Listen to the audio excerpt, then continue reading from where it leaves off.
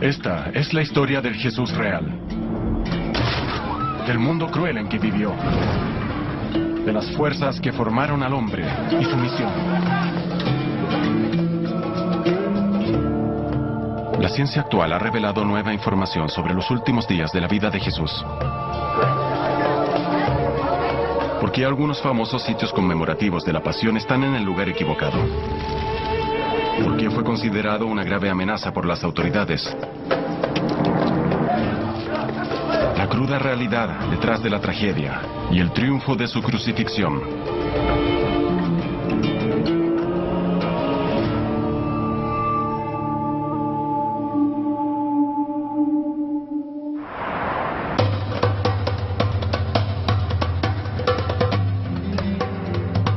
Tres expertos han efectuado una notable investigación a través de la Tierra Santa en busca del Jesús histórico.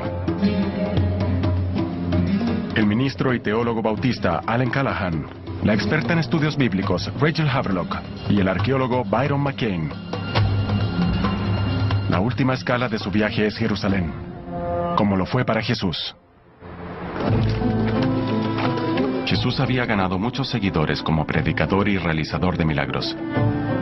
Prometió a sus adherentes judíos la salvación de la crueldad de los romanos, invasores de su tierra y de la corrupta élite regente judaica.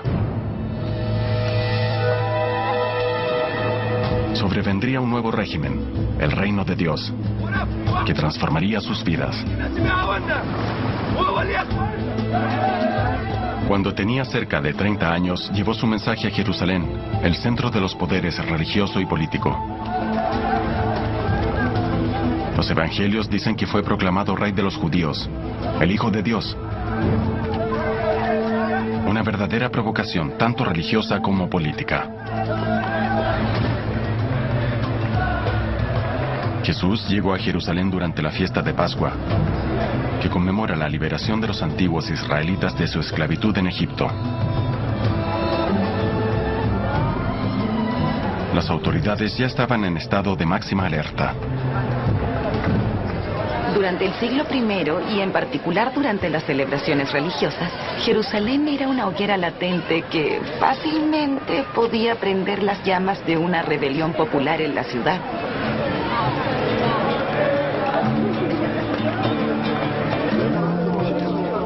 El templo de Jerusalén constituía el corazón de la religión judía. Era controlado por una acaudalada élite sacerdotal que se mantenía en el poder a costa de su colaboración con los invasores romanos. Muchos judíos lo condenaban como un verdadero pacto con el diablo. Cualquiera que alcance o se acerque al poder se contamina con él.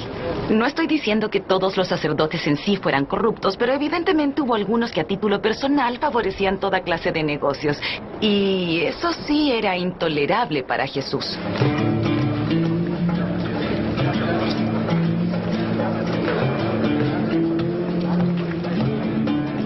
Dentro del templo había un mercado que incluía tráfico de dinero, con mercaderes de monedas.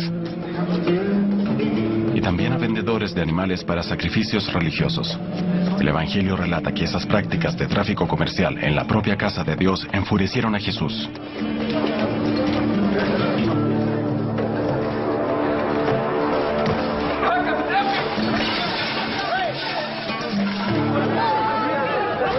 Entró Jesús en el templo de Dios, echó fuera a todos los que vendían y compraban allí, volcó las mesas de los cambistas y las sillas de los vendedores de palomas y les dijo: escrito está que mi casa será llamada la casa de oración, pero vosotros la habéis hecho un antro de ladrones.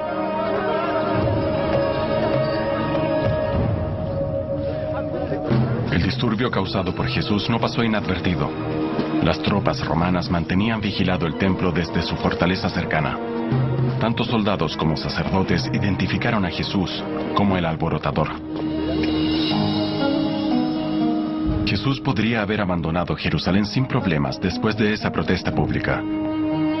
Sin embargo, decidió quedarse para predicar y bautizar a plena vista de las autoridades.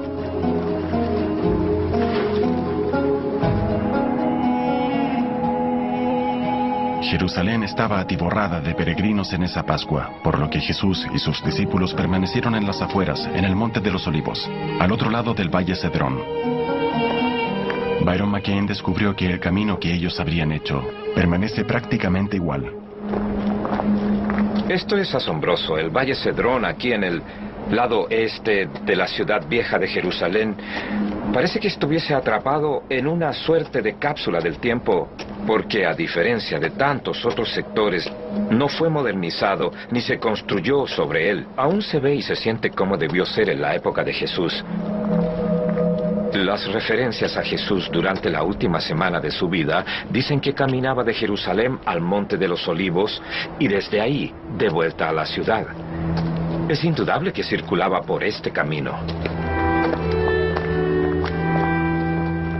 El Valle Cedrón estaba flanqueado por las tumbas de los más adinerados. Un recuerdo cotidiano para Jesús del abismo que separaba a ricos y pobres. Sabiendo lo que sabemos de Jesús, lo más probable es que lo haya perturbado tanta riqueza y ostentación. Jesús y los discípulos caminaban desde el Monte de los Olivos a la ciudad, pasando por el lugar en que realizaban bautismos, la alberca de Siloé. En 2004, cuando reemplazaban una cloaca urbana, trabajadores encontraron restos de la piscina. Rachel habla con el arqueólogo Romy Reich, quien fue el primero en ocuparse de este extraordinario hallazgo. Es realmente increíble. He estado muchas veces en Jerusalén y es la primera vez que veo esto. Bueno, esta es una excavación muy reciente. Data de hace pocos años y fue un descubrimiento casual. Hay que tener en cuenta que en la parte central de la alberca, en el fondo de ella, hasta donde descienden esas escalas que vemos a los lados, han crecido bastantes árboles y arbustos en la actualidad. Así que, con un poco de imaginación entenderemos que fue una alberca bastante grande, en cuyos bordes se reunían centenares de personas, quizás algunos miles de ellas con el fin de sumergirse en estas aguas. Los peregrinos solían sumergirse en la piscina en baños rituales antes de presentarse a Dios en el templo.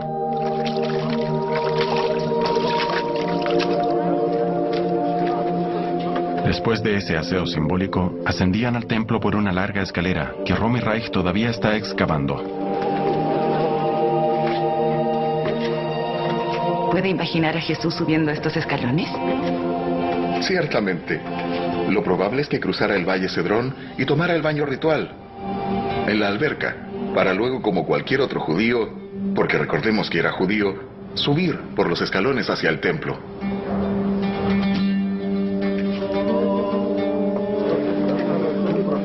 Jesús pasó varios días yendo y viniendo del templo. Muchedumbres se reunían ahí para oírlo predicar. Las autoridades sacerdotales estaban cada vez más molestas con su popularidad y sus críticas contra ellos. Y tenían otros motivos de preocupación. Los sacerdotes estaban a cargo de la mantención del orden en el templo. Si fallaban, los romanos podrían suspender las prácticas religiosas allí, el lugar más sagrado para el judaísmo. Con sus prédicas abiertamente antagónicas, Jesús estaba creándose dificultades.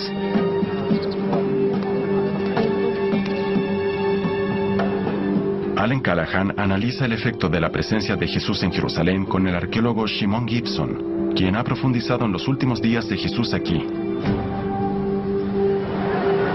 A nadie le gustan las arengas encendidas cuando el ambiente es tan difícil de controlar, y estamos hablando de un escenario muy volátil. El problema de Jesús era que estaba atrayendo a miles de personas mientras impartía sus enseñanzas en la montaña del templo, y esto causó la ira de las autoridades romanas, quienes estaban empeñadas en mantener la paz. Y tal vez enojó también a los jerarcas del templo, quienes no querían tener ninguna clase de competencia.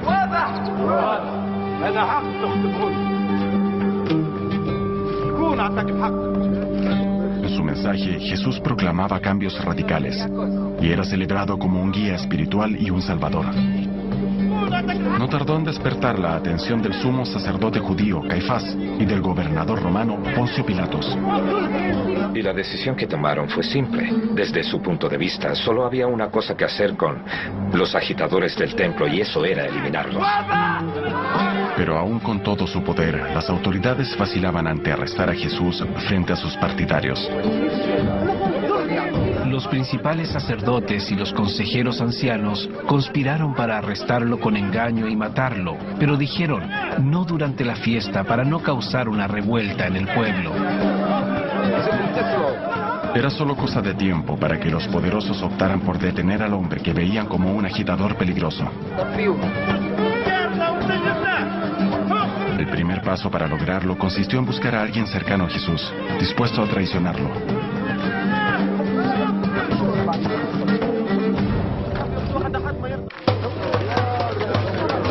Al acercarse la fiesta de Pascua, todos hacían preparativos para la cena ritual. Pero las autoridades estrechaban el cerco en torno a Jesús. Los discípulos ignoraban que esta sería la última cena juntos. La cena de Pascua era una tradicional cena familiar. La nueva familia de Jesús, los discípulos, incluía también algunas seguidoras como María Magdalena. La más significativa cena de la cristiandad se inició históricamente como una celebración judía. El momento elegido. Si respetamos la forma en que han sido narrados los hechos, es inevitablemente una cena de Pascua. ¿Qué más podría ser? Claro. Y es literalmente imposible que, habiendo ido al templo y dispuesto una cena, él no la hubiese visto como lo que fue, una cena de Pascua judía, o Seder, como se denomina.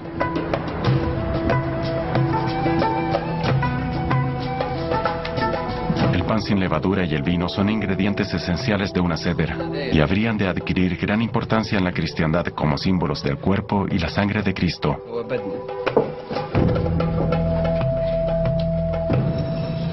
Mientras comían, Jesús tomó el pan y tras bendecirlo lo partió y ofreció a sus discípulos diciendo, tomad y comed, este es mi cuerpo. Luego tomó la copa, dio las gracias y se las ofreció diciendo, bebed de ella, todos ustedes, porque esta es mi sangre del nuevo pacto, que por muchos es derramada para remisión de los pecados.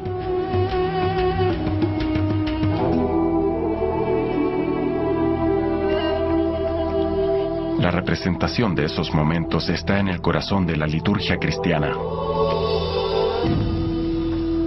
La tradición cristiana se ha apropiado del ritual de la cena judía, convirtiéndolo en quizás el signo más distintivo del cristianismo, que son el pan y el vino. También es un hecho de intensidad dramática. Los evangelios dicen que Jesús sabía que su tiempo se terminaba. Dijo a los discípulos que uno de ellos lo traicionaría. Se lo dijo incluso a Judas. Haz prontamente lo que vas a hacer. Judas había sido sobornado por las autoridades para traicionar a Jesús esa noche. Un clásico de la traición. Es la única manera de atrapar a los subversivos con éxito. Siempre ha ocurrido así. La autoridad no se les deja caer. No son capturados, son entregados. Alguien los traiciona. Los otros discípulos no comprendieron el significado de lo que Jesús les decía.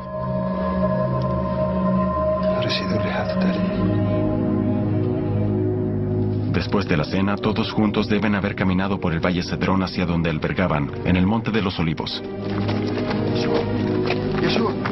Este era el momento que las autoridades habían estado esperando. Jesús lejos del templo, lejos de la muchedumbre, en medio de la oscuridad de la noche. Lo que sucedió después ha sido tradicionalmente localizado en el llamado Jardín de Getsemaní. Byron habla con la historiadora Joan Taylor en el sitio que visitan los peregrinos en el Monte de los Olivos. Joan cree que el Jardín de Getsemaní fue inventado en la Edad Media. No es mencionado así en los evangelios. Mateo, Marcos y Lucas hablan de un lugar llamado Getsemaní. Y por su parte, Juan menciona un jardín. Solo mucho después, los dos conceptos fueron unidos.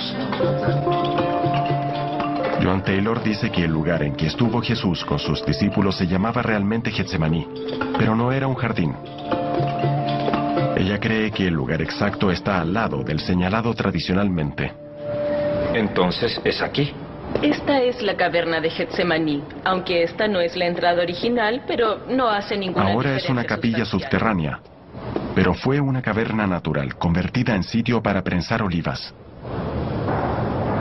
Varias capas debajo de estas manifestaciones de la tradición cristiana se esconden algunas muestras concretas que parecen sugerir que en este lugar existió una especie de instalación agrícola y que esta fue una caverna en la que se prensaban aceitunas quizás.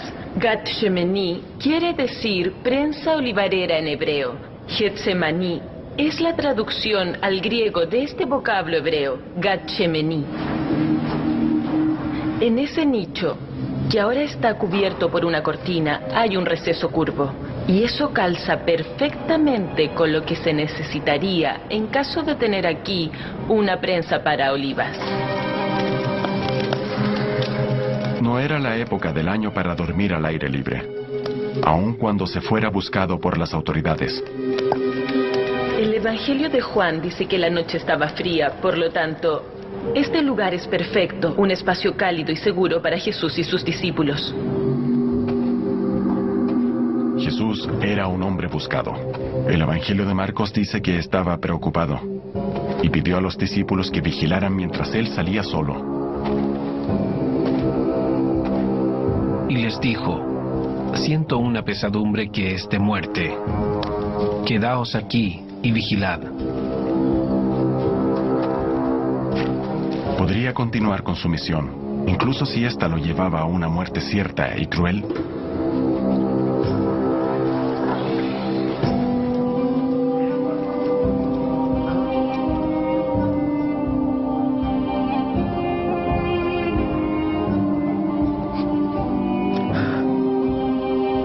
Padre mío, si es posible, aparta de mí ese cáliz.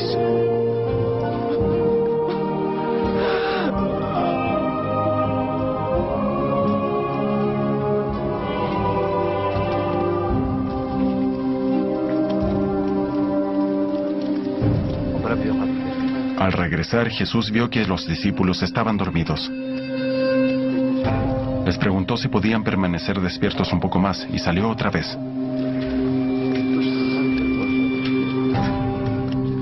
Fue entonces, dicen los evangelios, que llegó Judas, el traidor. Dijo a los oficiales que buscaban a Jesús para arrestarlo que besaría a un hombre. Ese sería Jesús. Entonces identificó a Jesús besándolo como un discípulo que saluda a su maestro con una gran familiaridad, originando una frase legendaria: Judas, me traicionas con un beso.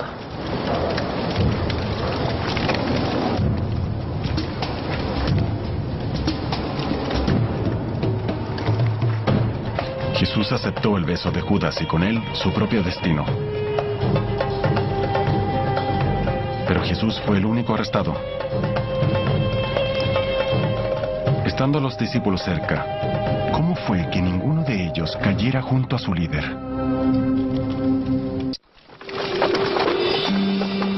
Los evangelios describen un suceso hostil en Getsemaní, al pie del Monte de los Olivos.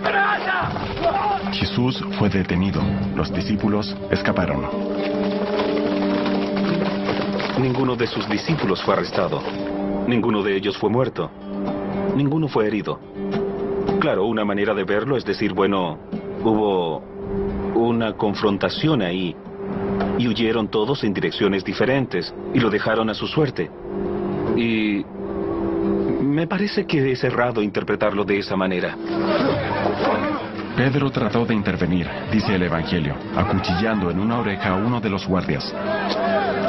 Pero Jesús lo detuvo e impidió mayor violencia.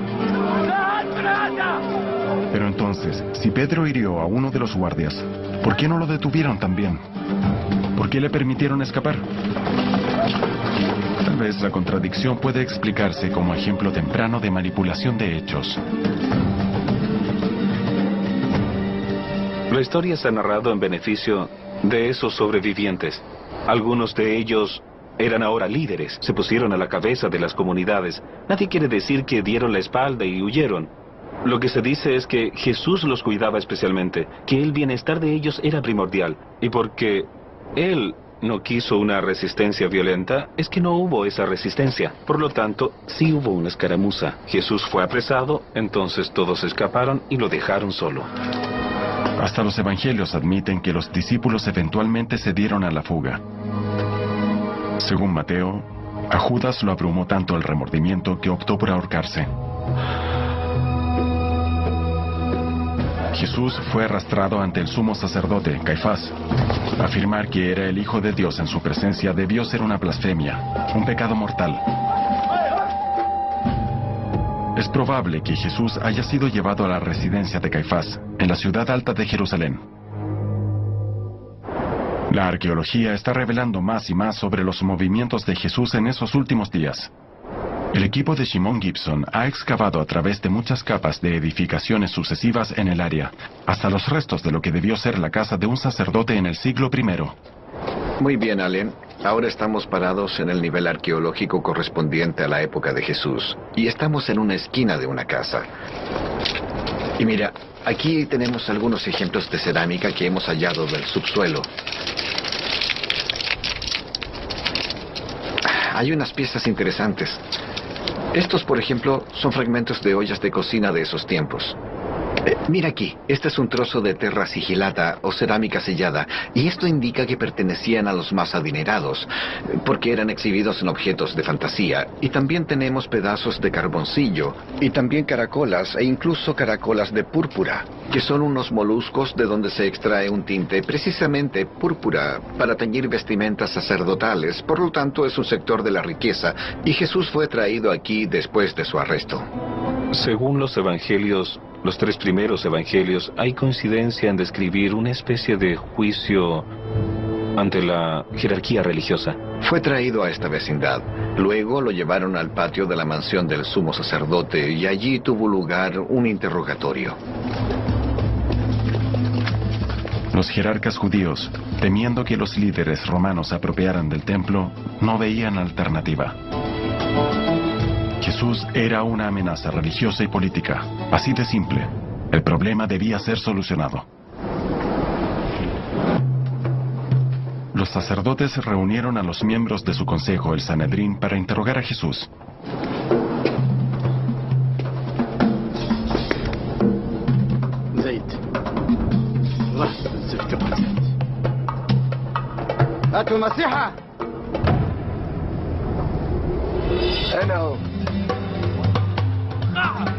Los evangelios relatan que Jesús hizo poco por negar el cargo que se le imponía. Blasfemia. El crimen máximo, merecedor del máximo castigo.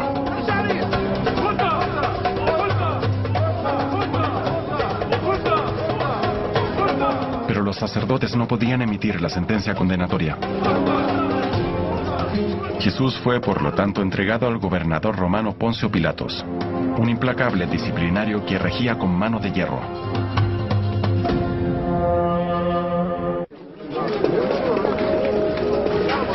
Tras ser interrogado por los sacerdotes, Jesús fue llevado a la residencia del gobernador romano, Poncio Pilatos.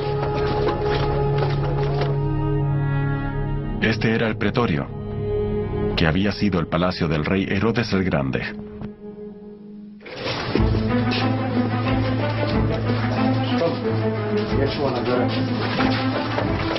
Poncio Pilatos odiaba Jerusalén. Acudía a la ciudad solamente cuando era necesario, como en jornadas potencialmente explosivas como la Pascua, cuando debía estar alerta para sofocar cualquier indicio de disturbio.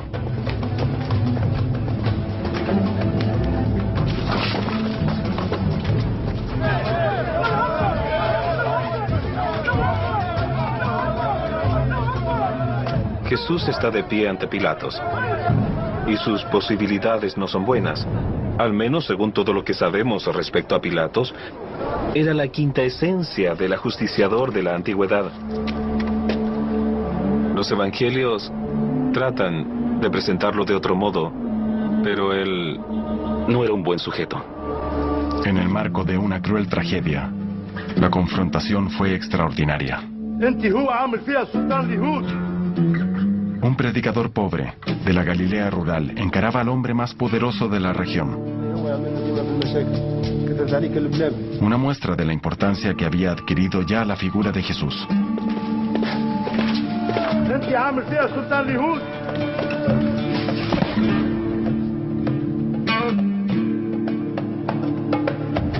Los evangelios narran que Jesús fue desafiante ante Pilatos.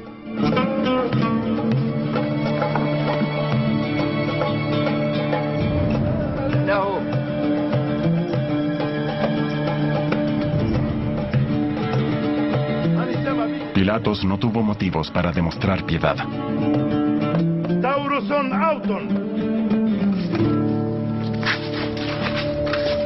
Y así se inició el camino del dolor, el Vía Crucis, el que dicen los evangelios Jesús soportó entre el juicio y la ejecución. Poncio Pilatos deseaba a toda costa mantener a la multitud bajo control en Jerusalén.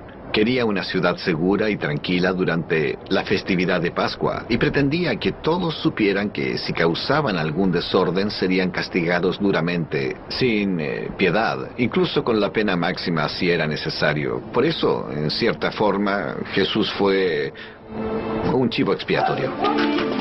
Primero, sufrió una brutal flagelación que por sí sola pudo ser fatal.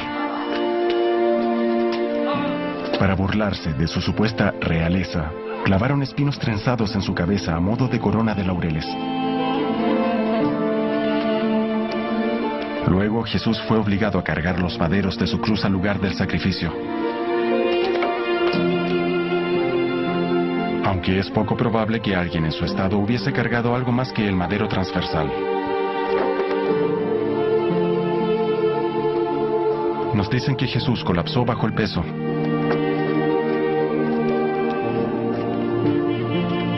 Los soldados obligaron a un hombre a ayudarle.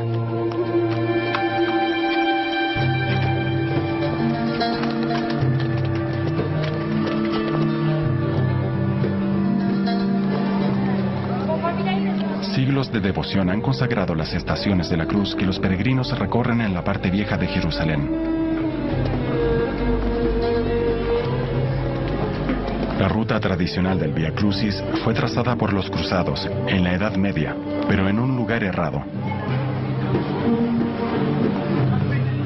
Supusieron que habían juzgado a Jesús en la fortaleza romana, al norte del templo, de modo que la ruta parte de ahí al lugar de la crucifixión. Pero en verdad fue juzgado al oeste, en la residencia de Pilatos. Entonces, habiendo partido del lugar del enjuiciamiento, Jesús fue traído hasta este sitio y por esta escalera que ha sido datada por los arqueólogos en el período herodiano, siguió hacia la puerta Genaz, cruzando la ciudad. Esta no es la ruta de los cruzados que está en el noroeste de la ciudad. Ahora estamos al oeste, en una ruta totalmente distinta, pero que es mucho más convincente en términos de escena con evidencia arqueológica. Mira estos escalones. Esa evidencia ha dado nuevas perspectivas acerca de los últimos días y horas de la vida de Jesús. Aunque los detalles exactos de la crucifixión siguen siendo un misterio. Solo recientemente la ciencia ha empezado a revelar la realidad de lo que Jesús sufrió en la cruz. En tiempos de Jesús, las crucifixiones se efectuaban fuera de los muros de la ciudad de Jerusalén, donde serían más visibles. Jesús fue llevado a una colina llamada Gólgota, que significa lugar de la calavera. Parece haber sido una cantera abandonada.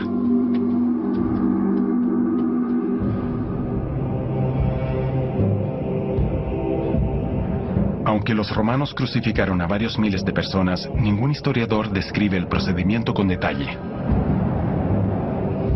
Y hasta ahora solo una pieza de evidencia arqueológica ha podido hallarse. La mantiene muy bien guardada el físico y antropólogo Israel Hershkovitz. Fue descubierta en 1968 y es un hueso calcáneo de un hombre crucificado con un clavo aún inserto. Me imagino lo difícil que debe ser describir el valor de esta evidencia. En primer lugar, procede de Jerusalén, el mismo lugar en que Jesús fue crucificado. ¿Y es de la época de Jesús? Sí, exactamente, es de la misma época de Jesús. Los romanos crucificaron a miles de personas, pero...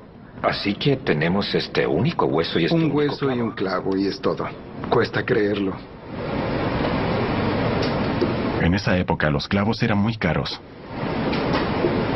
Hay quienes sugieren que la única razón de que este clavo permaneciera intacto y no fuese retirado y usado para otro Está propósito... torcido, claro. Sí, exactamente. El hecho es que está doblado hacia atrás y resultaba muy difícil de retirar. Por eso permaneció y aquí lo tenemos. Es una suerte.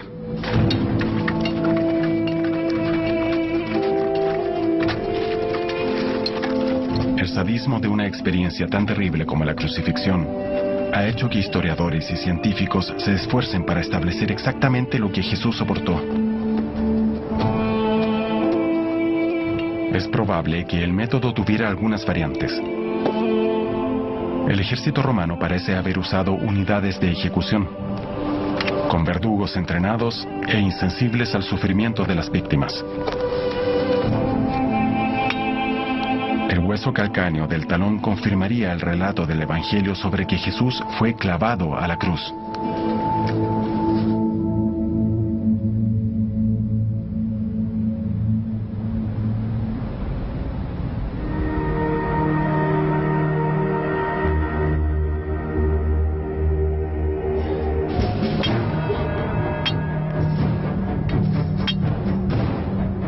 Con tan escasa evidencia, los investigadores forenses han intentado recrear en sus laboratorios los horribles detalles de la crucifixión. Se cree que se usaban cuerdas en torno a los brazos para soportar parte del peso de la víctima. En los sitios de las ejecuciones había probablemente postes permanentes que solo requerían fijarles un travesaño.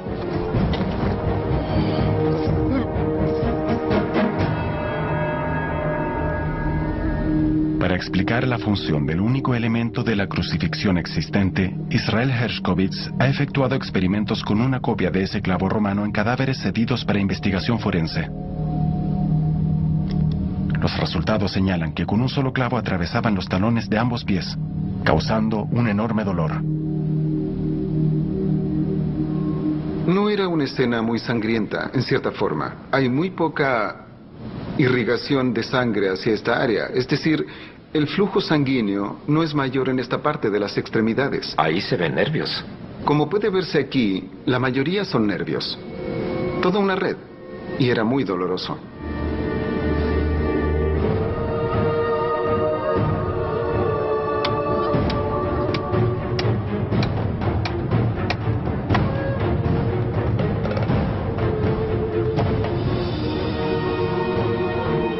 Hershkovitz demuestra que la inserción de un clavo en los huesos calcáneos tiene otras consecuencias directas. El problema era que un clavo así en los talones de inmediato causa una división. El músculo se contrae y en el acto divide el hueso calcáneo en dos partes. No puede soportar el peso del cuerpo, de ningún modo. La víctima cuelga solo de los brazos y no puede respirar. Según antiguas crónicas, había una especie de banquillo en la mitad del poste vertical. Con el fin de mantenerlos con vida, les ponían este pequeño asiento para sujetar el cuerpo. Una persona en la cruz estaba destinada a morir muy lentamente, por días. Claro, pasaban días algunos de agonizando. los relatos acerca de las crucifixiones hablan de víctimas que agonizaban durante varios días. Algo horrible.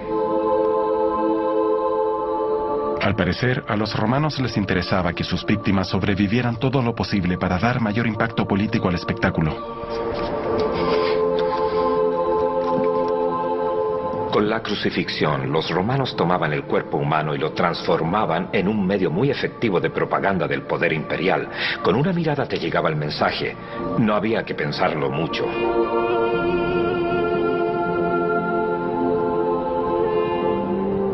El espectáculo de Jesús crucificado no fue para nada una imagen estática. Se movió, sangró, se quejó, clamó al cielo y murió en forma muy lenta.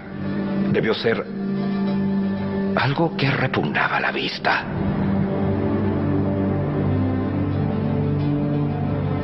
Jesús había personificado las esperanzas y sueños de muchos seguidores. En esos momentos su promesa de cambio a una vida mejor debió parecer vana. Estaba sufriendo una muerte ignominiosa. Pero ese no fue el fin de la historia de Jesús.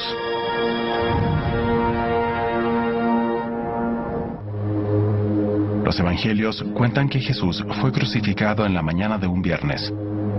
Poco antes del ocaso, había muerto. Generalmente las víctimas de crucifixiones quedaban expuestas a la rapiña de animales o eran arrojadas a un vertedero. El cuerpo de Jesús fue salvado por un hombre rico, José de Arimatea. Era uno de los discípulos secretos de Jesús y se las arregló para que le permitieran dar sepultura al predicador.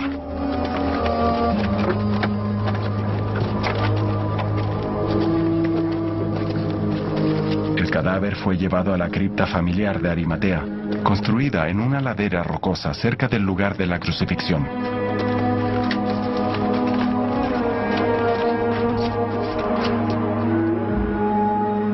La gran iglesia del Santo Sepulcro conmemora los lugares más sagrados de la cristiandad: la estación de la cruz de Jesús y su tumba. Byron McKean está aquí con la profesora Jody Magnus, experta en arqueología de los periodos romano y bizantino.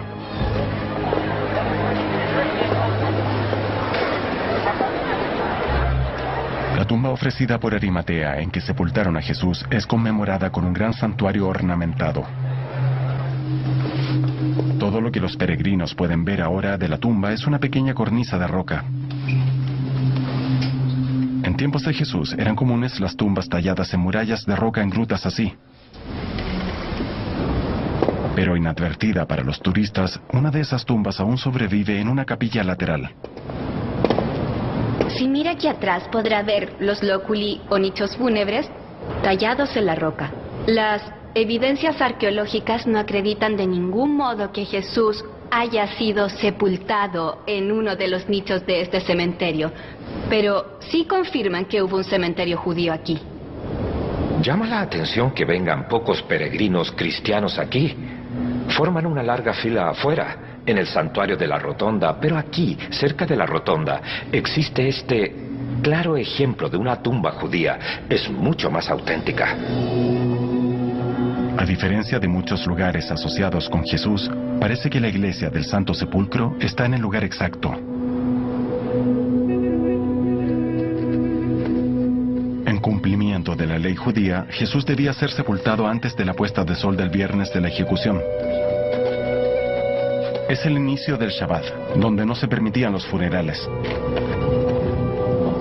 Pero esperar hasta después del Shabbat habría sido muy tarde, porque todo cadáver debía ser inhumado dentro de 24 horas desde su muerte.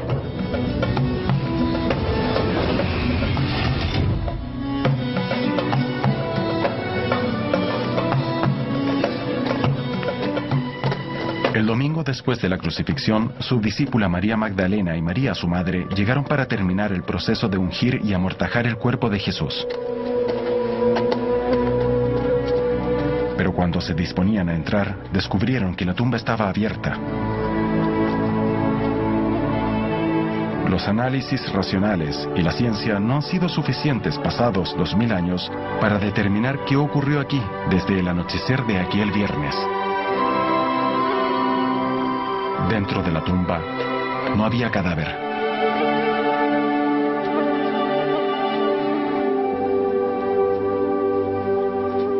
La tumba vacía marca una crisis en cierto modo, porque este es un punto donde la historia, la arqueología y la religión comparativa se eclipsan. Y alguna especie de fe argumentativa comienza a nacer. El Evangelio de Mateo relata que apareció un ángel del Señor y dijo: Vosotros no temáis, porque yo sé que buscáis a Jesús el crucificado. No está aquí. Id pronto y decid a sus discípulos que ha resucitado de entre los muertos.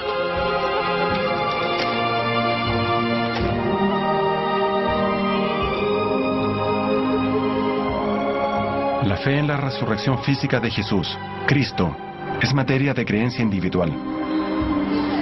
Lo que no puede negarse es que su muerte y sepultación no pusieron fin a la historia de Jesús. Solo fueron el comienzo.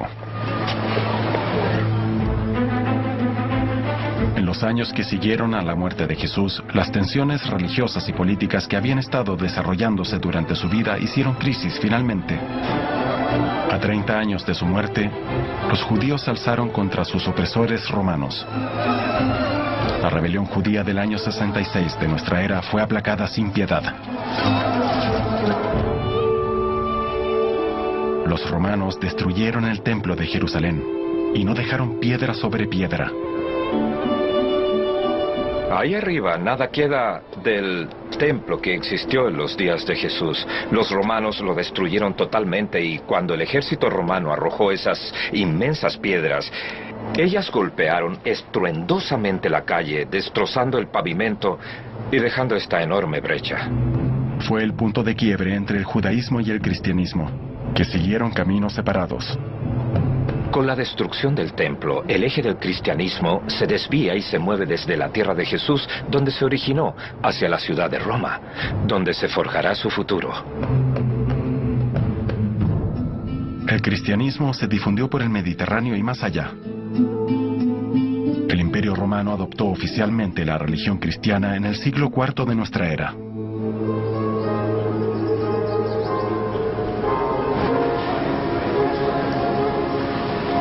Fue un triunfo grandioso e irónico para el pobre aldeano de Galilea, a quien había ejecutado la misma mano imperial. Hoy, 2.000 millones de personas, aproximadamente un tercio de la población mundial, es cristiana. Lo más interesante para mí ha sido ver el grado en que estas historias adquirieron vida propia.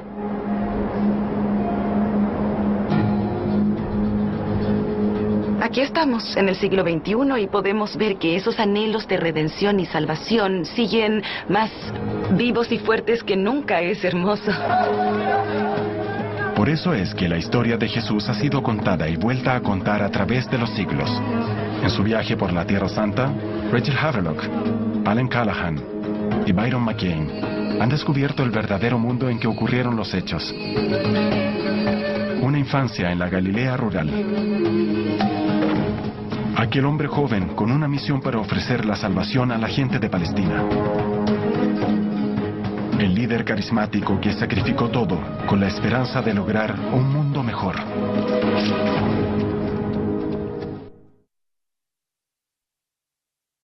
Una cena de Pascua judía, o Seder, como se denomina.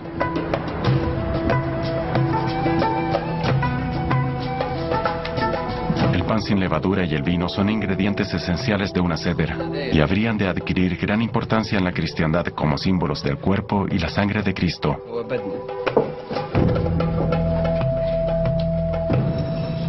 Mientras comían, Jesús tomó el pan y tras bendecirlo lo partió y ofreció a sus discípulos diciendo: Tomad y comed, este es mi cuerpo. Luego tomó la copa, dio las gracias y se las ofreció diciendo: Bebed de ella, todos ustedes, porque esta es mi sangre del nuevo pacto, que por muchos es derramada para remisión de los pecados.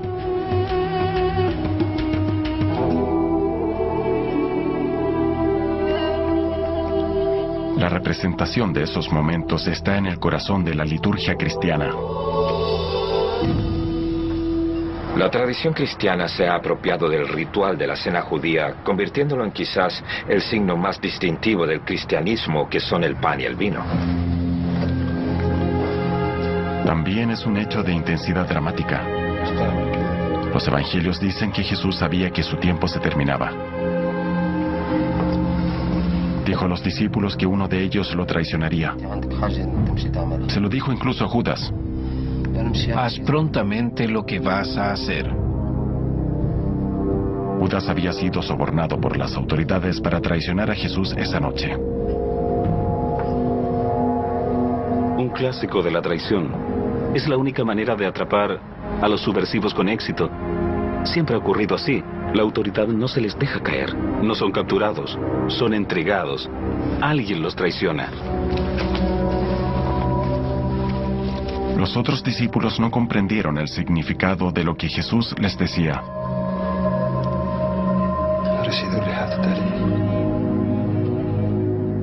Después de la cena, todos juntos deben haber caminado por el Valle Cedrón hacia donde albergaban, en el Monte de los Olivos. Este era el momento que las autoridades habían estado esperando. Jesús lejos del templo, lejos de la muchedumbre, en medio de la oscuridad de la noche. Lo que sucedió después ha sido tradicionalmente localizado en el llamado Jardín de Getsemaní. Byron habla con la historiadora Joan Taylor en el sitio que visitan los peregrinos en el Monte de los Olivos. Joan cree que el Jardín de Getsemaní fue inventado en la Edad Media. No es mencionado así en los evangelios. Mateo, Marcos y Lucas hablan de... El hueso calcáneo del talón confirmaría el relato del evangelio sobre que Jesús fue clavado a la cruz.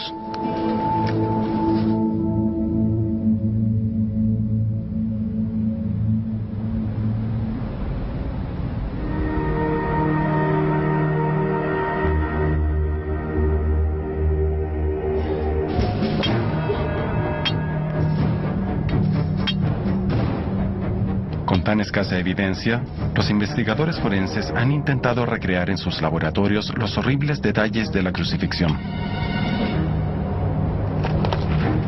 Se cree que se usaban cuerdas en torno a los brazos para soportar parte del peso de la víctima. En los sitios de las ejecuciones había probablemente postes permanentes que solo requerían fijarles un travesaño.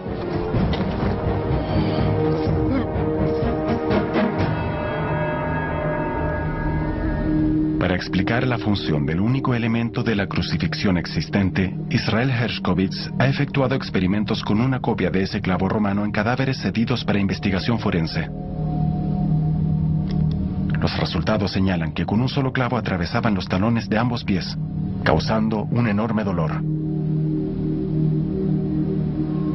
No era una escena muy sangrienta, en cierta forma. Hay muy poca irrigación de sangre hacia esta área, es decir, el flujo sanguíneo no es mayor en esta parte de las extremidades. Ahí se ven nervios.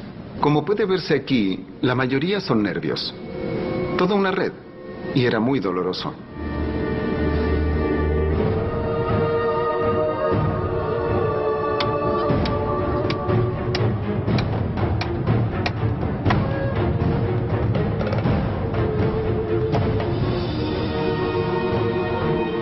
Hershkovitz demuestra que la inserción de un clavo en los huesos calcáneos tiene otras consecuencias directas.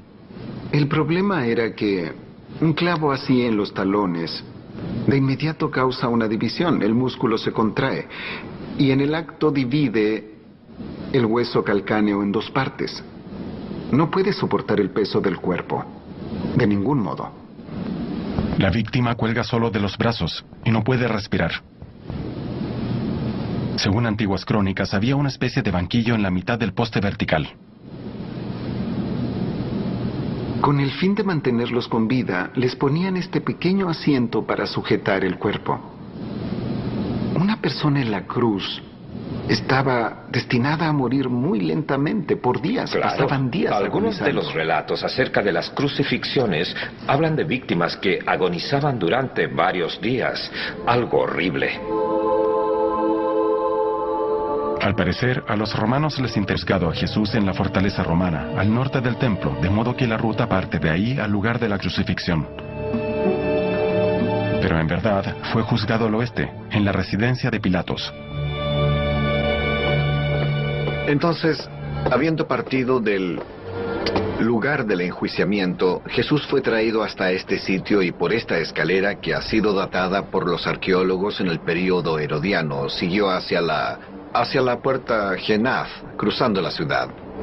Esta no es la ruta de los cruzados que está en el noroeste de la ciudad. Ahora estamos al oeste, en una ruta totalmente distinta, pero que es mucho más convincente en términos de escena con evidencia arqueológica.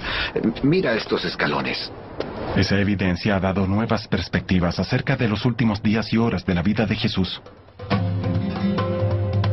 Aunque los detalles exactos de la crucifixión siguen siendo un misterio. Solo recientemente la ciencia ha empezado a revelar la realidad de lo que Jesús sufrió en la cruz. En tiempos de Jesús, las crucifixiones se efectuaban fuera de los muros de la ciudad de Jerusalén, donde serían más visibles. Jesús fue llevado a una colina llamada Gólgota, que significa lugar de la calavera. Parece haber sido una cantera abandonada.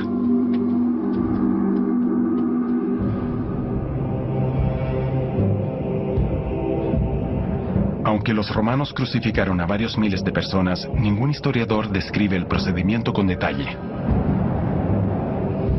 Y hasta ahora solo una pieza de evidencia arqueológica ha podido hallarse.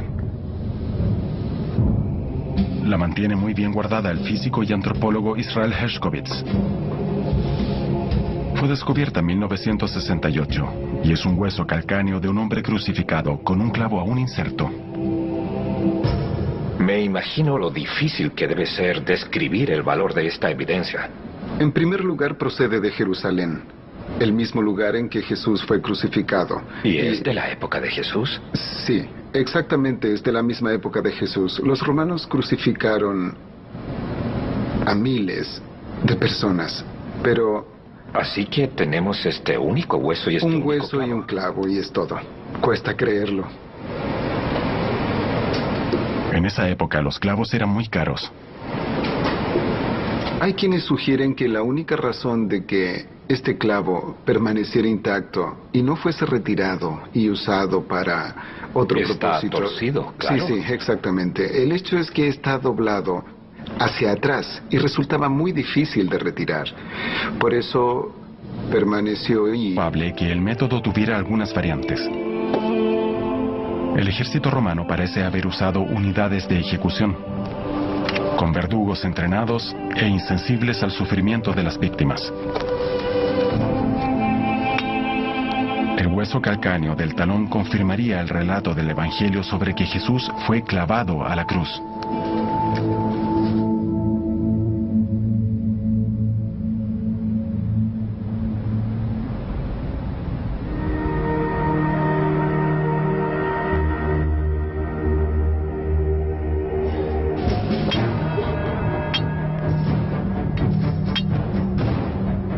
Con tan escasa evidencia, los investigadores forenses han intentado recrear en sus laboratorios los horribles detalles de la crucifixión.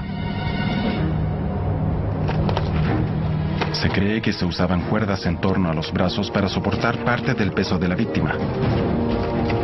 En los sitios de las ejecuciones había probablemente postes permanentes que solo requerían fijarles un travesaño.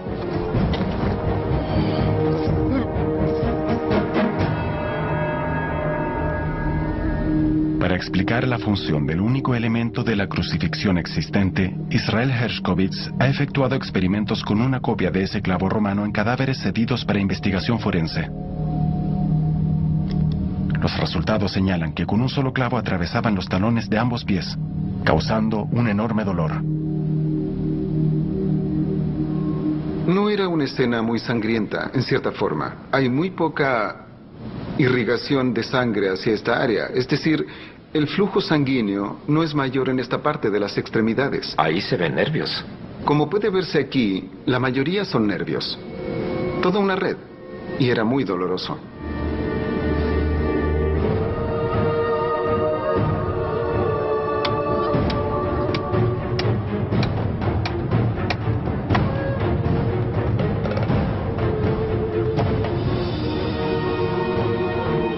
Hershkovitz demuestra que la inserción de un clavo en los huesos calcáneos tiene otras consecuencias directas.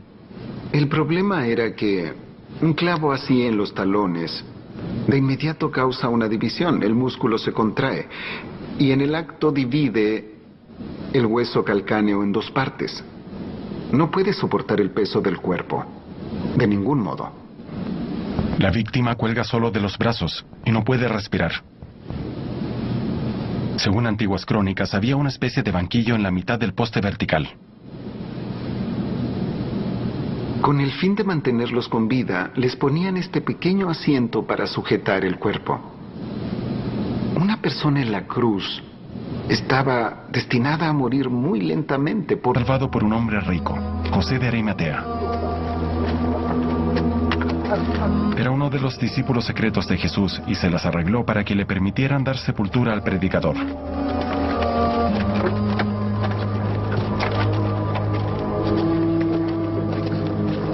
El cadáver fue llevado a la cripta familiar de Arimatea, construida en una ladera rocosa cerca del lugar de la crucifixión.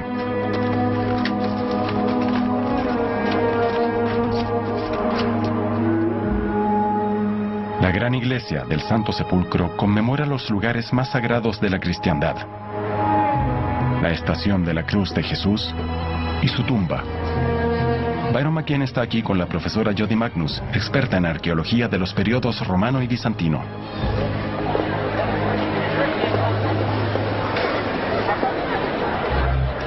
La tumba ofrecida por Arimatea en que sepultaron a Jesús es conmemorada con un gran santuario ornamentado. Todo lo que los peregrinos pueden ver ahora de la tumba es una pequeña cornisa de roca. En tiempos de Jesús eran comunes las tumbas talladas en murallas de roca en grutas así. Pero inadvertida para los turistas, una de esas tumbas aún sobrevive en una capilla lateral. Si mira aquí atrás podrá ver los lóculi o nichos fúnebres tallados en la roca. Las evidencias arqueológicas no acreditan de ningún modo que Jesús haya sido sepultado en uno de los nichos de este cementerio, pero sí confirman que hubo un cementerio judío aquí. Llama la atención que vengan pocos peregrinos cristianos aquí. Forman una larga fila afuera, en el santuario de la rotonda, pero aquí, cerca de la rotonda, existe este claro ejemplo de una tumba judía. Es mucho más auténtica. A diferencia de muchos lugares asociados con Jesús, parece que la iglesia del Santo Sepulcro está en el lugar exacto. En cumplimiento de la ley judía, Jesús debía ser sepultado antes de la puesta de sol del viernes de la ejecución. Es el inicio del Shabbat, donde no se permitían los funerales. Pero esperar hasta después del Shabbat habría sido muy tarde, porque todo cadáver debía ser inhumado dentro de 24 horas desde su muerte.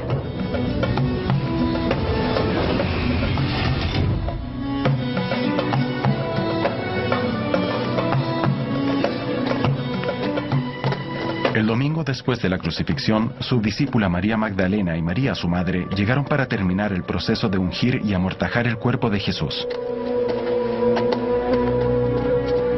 Pero cuando se disponían a entrar, descubrieron que la tumba estaba abierta de la crucifixión.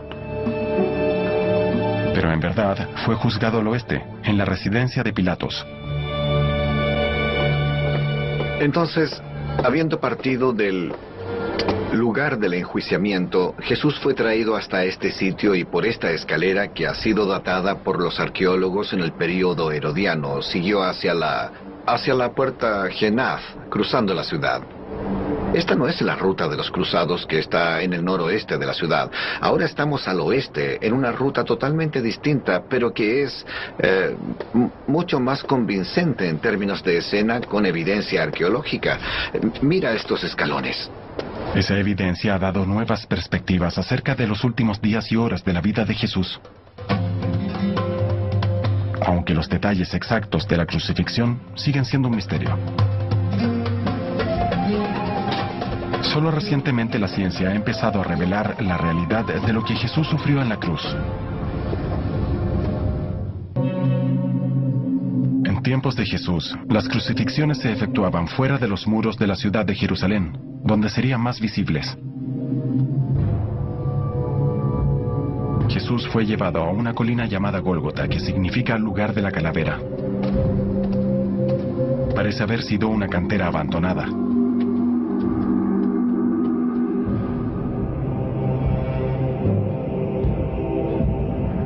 Aunque los romanos crucificaron a varios miles de personas, ningún historiador describe el procedimiento con detalle. Y hasta ahora solo una pieza de evidencia arqueológica ha podido hallarse. La mantiene muy bien guardada el físico y antropólogo Israel Hershkovitz. Fue descubierta en 1968 y es un hueso calcáneo de un hombre crucificado con un clavo aún inserto. Me imagino lo difícil que debe ser describir el valor de esta evidencia. En primer lugar, procede de Jerusalén, el mismo lugar en que Jesús fue crucificado. ¿Y es de la época de Jesús? Sí, exactamente, es de la misma época de Jesús. Los romanos crucificaron a miles de personas, pero... Así que tenemos este único hueso y este un único hueso clavo. Y un clavo y es todo. Cuesta creerlo. En esa época los clavos eran muy caros. Hay quienes sugieren que la única razón de que este clavo permaneciera intacto y no fuese retirado y usado para otro Está propósito... torcido, claro. Sí, exactamente. El hecho es que está doblado hacia atrás y resultaba muy difícil de retirar. Por eso permaneció y aquí lo tenemos. Es una suerte.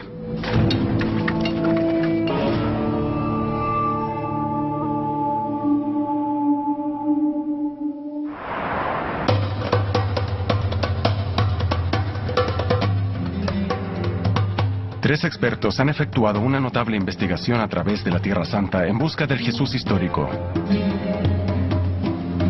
El ministro y teólogo bautista Allen Callahan, la experta en estudios bíblicos Rachel Haverlock y el arqueólogo Byron McCain. La última escala de su viaje es Jerusalén, como lo fue para Jesús. Jesús había ganado muchos seguidores como predicador y realizador de milagros. Prometió a sus adherentes judíos la salvación de la crueldad de los romanos, invasores de su tierra y de la corrupta élite regente judaica. Sobrevendría un nuevo régimen, el reino de Dios, que transformaría sus vidas. Cuando tenía cerca de 30 años, llevó su mensaje a Jerusalén, el centro de los poderes religioso y político. Los evangelios dicen que fue proclamado rey de los judíos, el Hijo de Dios. Una verdadera provocación, tanto religiosa como política. Jesús llegó a Jerusalén durante la fiesta de Pascua, que conmemora la liberación de los antiguos israelitas de su esclavitud en Egipto. Las autoridades ya estaban en estado de máxima alerta. Durante el siglo I, y en particular durante las celebraciones religiosas, Jerusalén era una hoguera latente que fácilmente podía prender las llamas de una rebelión popular en la ciudad.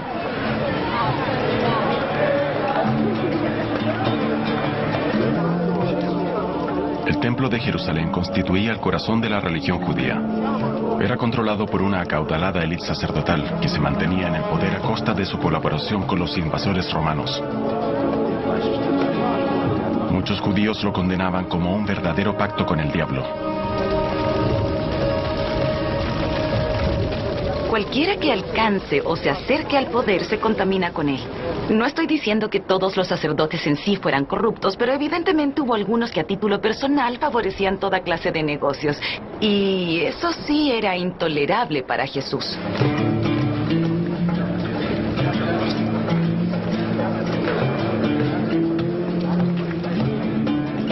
Dentro del templo había un mercado que incluía tráfico de dinero, con mercaderes de monedas. Y también a vendedores de animales para sacrificios religiosos. El Evangelio relata que esas prácticas de tráfico comercial en la propia casa de Dios hacían a través de la Tierra Santa en busca del Jesús histórico. El ministro y teólogo bautista Allen Callahan, la experta en estudios bíblicos Rachel Haverlock y el arqueólogo Byron McCain. La última escala de su viaje es Jerusalén, como lo fue para Jesús. Jesús había ganado muchos seguidores como predicador y realizador de milagros. Prometió a sus adherentes judíos la salvación de la crueldad de los romanos, invasores de su tierra y de la corrupta élite regente judaica. Sobrevendría un nuevo régimen, el reino de Dios, que transformaría sus vidas. Cuando tenía cerca de 30 años, llevó su mensaje a Jerusalén, el centro de los poderes religioso y político.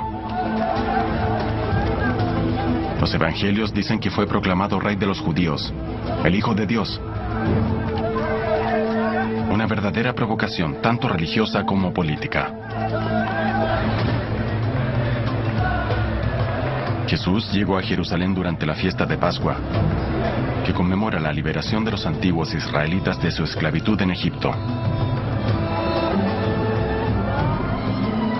Las autoridades ya estaban en estado de máxima alerta. Durante el siglo I, y en particular durante las celebraciones religiosas, Jerusalén era una hoguera latente que fácilmente podía prender las llamas de una rebelión popular en la ciudad.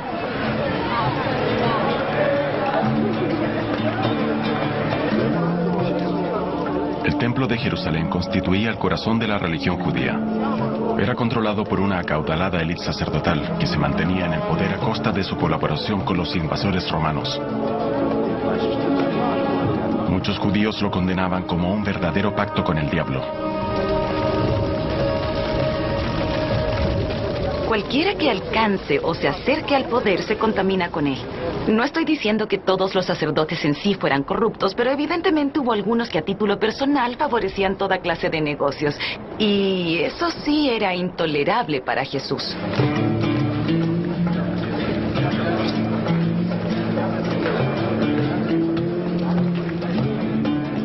Dentro del templo había un mercado que incluía tráfico de dinero, con mercaderes de monedas. Y también a vendedores de animales para sacrificios religiosos. El Evangelio relata que esas prácticas de tráfico comercial en la propia casa de Dios enfurecieron a Jesús.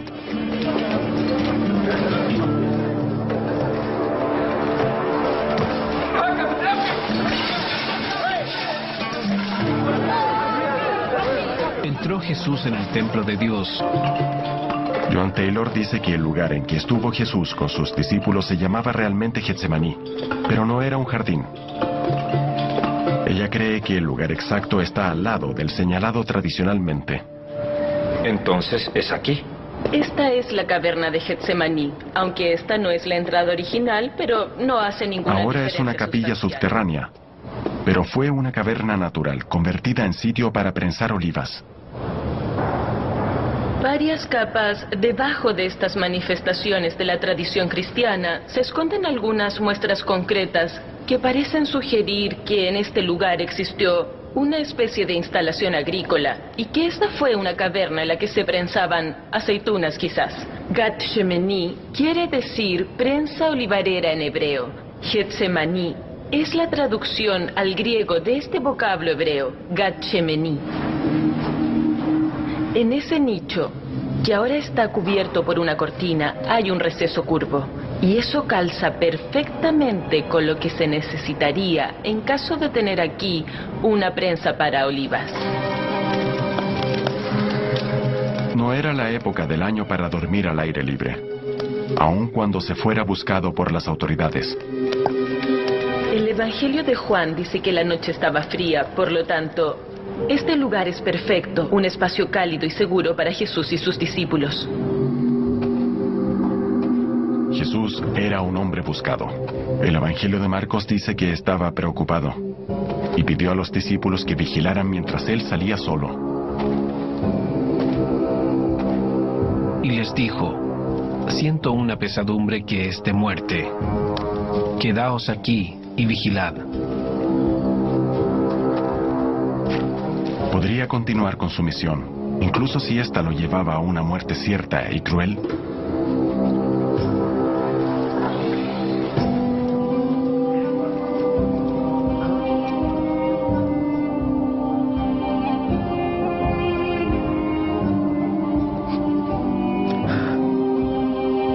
Padre mío, si es posible, aparta de mí ese cáliz.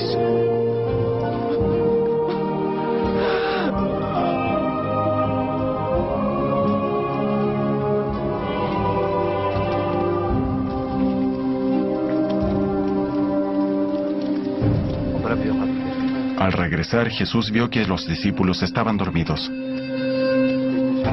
Les preguntó si podían permanecer despiertos un poco más y salió otra vez.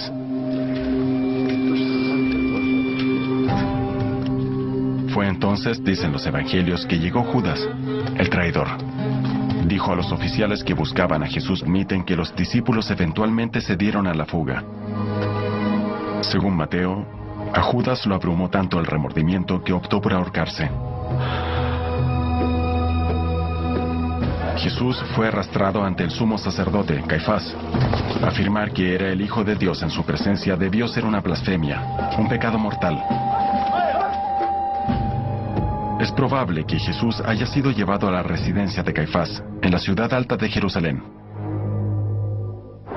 La arqueología está revelando más y más sobre los movimientos de Jesús en esos últimos días. El equipo de Shimon Gibson ha excavado a través de muchas capas de edificaciones sucesivas en el área, hasta los restos de lo que debió ser la casa de un sacerdote en el siglo I.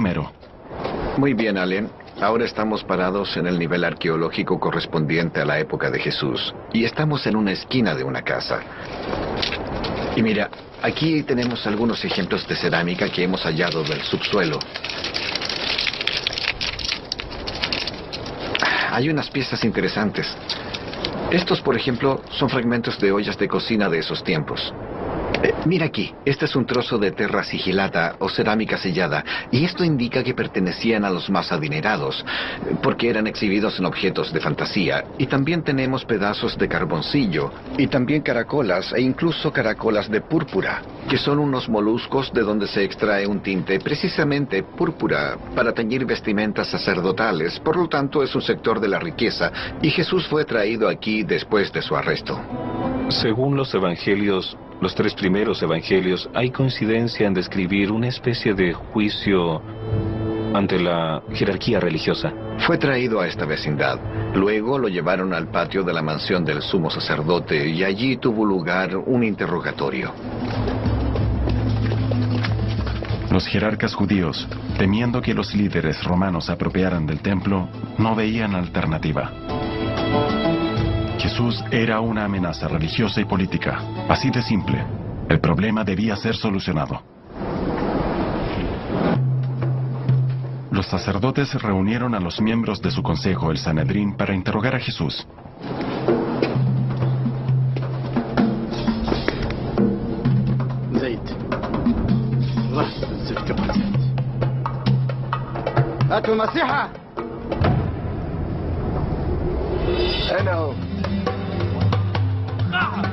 Los evangelios relatan que Jesús hizo poco por negar el cargo que se le imponía. Blasfemia. El crimen máximo, merecedor del máximo castigo.